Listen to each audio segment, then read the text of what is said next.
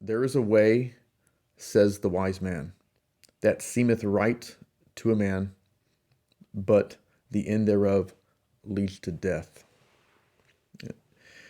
And he says this is nothing can be more plain than this, that the scripture there shows that that a person can be thinking he's doing the right thing, and can be confirmed of it in his own conscience that he's doing the right thing, but he's actually on the way to hell.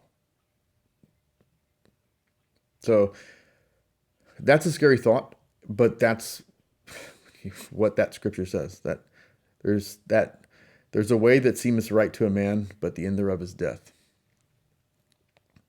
He says, what could be more plain than this to show that a man may act according to what he thinks the light of reason and conscience, what he thinks is the light of reason and conscience, and he be persuaded he's doing right, and yet be in fact running on the road to perdition.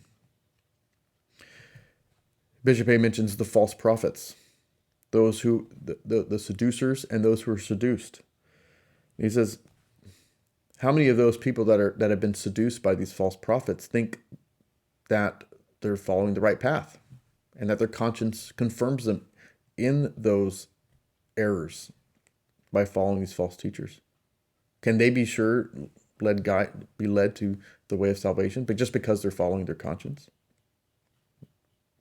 Absolutely not. Right? He says, he quotes Matthew, where it says, the blind lead the blind, both fall into the pit. Both are going to end up in hell. The seducer and the one seduced. Both will fall into the pit of destruction. But yet they're both following their conscience. They both believe that they're doing what's right.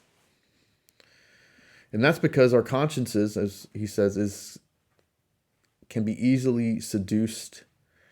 Our reason is marred, and we can easily be susceptible. So there's ways that seem right to a man, but in the end is death.